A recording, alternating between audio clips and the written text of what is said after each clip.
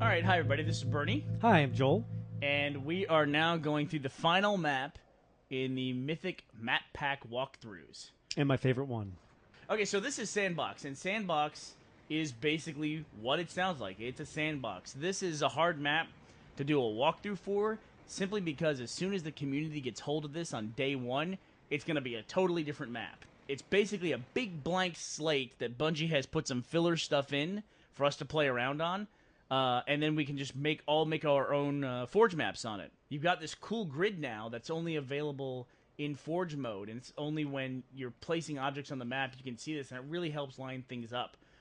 When we made Griffball, we were doing all sorts of crazy things to make sure our measurements were right, and it would have been great to have something like this. Absolutely. You know what we were having to do to measure? We would have a bomb, and we would put it down, and they would measure our distance because it tells you how many meters you are from the bomb. Nice. And that's what we use as a thing. It's funny because that's actually how the original Egyptians did it. That's how the Romans built roads. They had right? a bomb with a GPS on it. That's right. And they told them exactly where they were. So the first thing you notice when you get in this map in Forge is when you open up the items window, you're going to see just how much you've got in the way of building a new map. Blocks, wedges, walls, basically everything you need to build buildings, pathways, ramps, you name it, you can build it in Sandbox. I've been told that as you delete the default objects from the initial configuration, they do not add back into your budget for objects. You'll need to repurpose them without deleting them if you want to max out your total object budget in Sandbox. So just keep that in mind. Okay, so here's if we come down here, we're going to find a very secret area, which I think a lot of people know about by now. And if we delete this tile, we see this shaft that goes down. And we follow this all the way down, and we end up in this enormous room. Once again, we have a grid on the floor, and I've been told that this is exactly the same size as the Griffball court on Foundries. Really? So kudos to all the people who've been playing Griffball and love Griffball and made it what it is. There's now a Griffball dedicated court in a Halo 3 map, which I think is it's just awesome to have that. And so the nice thing about it too is like the walls are already pre-built, so if people want to start making really crazy variants on Griffball, right, and you can use the objects for other stuff.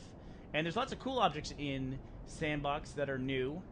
For instance, for machinima makers out there, not just Griffball players, there's cool things that really don't have much purpose other than aesthetics, like the red and blue light, which if you're making a map, it's always great to, you know, have the red side be red themed and the blue side blue themed, but this is really cool because in Forge now we have the ability to move around a light and get real-time lighting effects, which is something we haven't had before in Halo 3, or in any game, really. Yeah, I mean, really, in the past, it's been about, setting up a vehicle, turning on the lights. Yeah, or, putting a plasma pistol next to their face or something like that. That's really cool. There's also some crazy stuff in here. There's an entire golf set, including a golf ball and a new weapons/piece of equipment, which is a golf club.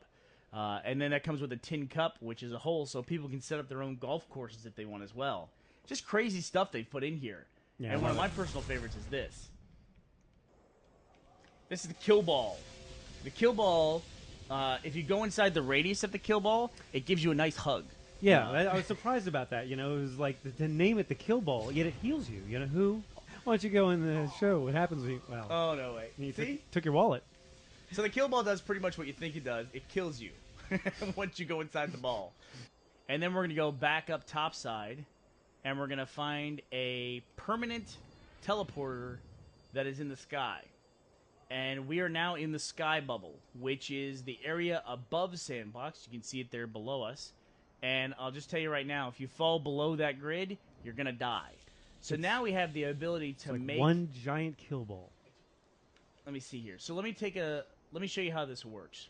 Like if I take a wall piece here and I drop it, well, that'll stay on the grid. A person won't, though. A person will fall through and die. So basically what you've got here is the ability to make a high-altitude map, put down your own floors, and you have areas where if they fall off the map, they're dead.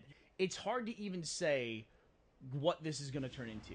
And I look forward to it. I look forward to people making some stuff and we can play it. Dude, I can't wait. Some of the stuff I've seen already, I just can't wait. I can't wait for, like, motocross in the sky and stuff like that. Right. You know, it's just going to be fantastic. Yep. So, all right. Well, thanks for watching, and we're going to be returning to Red vs. Blue Relocated Episode 3 starting on Monday. Take it easy.